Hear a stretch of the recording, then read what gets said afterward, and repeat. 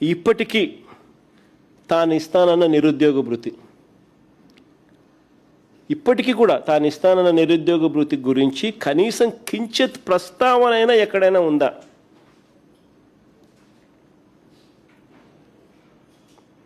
యువగలం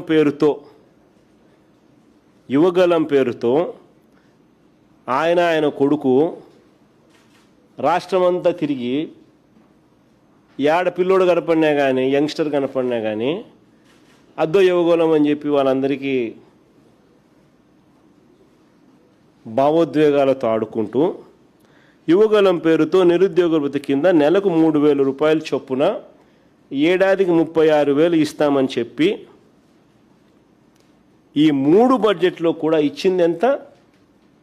0. ఇచ్చేది 0. ఈ 2 బడ్జెట్లలో ఇచ్చింది 0. ఈ 3వ బడ్జెట్ ద్వారా ఇచ్చేది 0. ఏడాదికి వీళ్ళు చెప్పిన 20 లక్షల మందికి వేసుకున్న 7,200 కోట్లు ఇప్పటి వరకు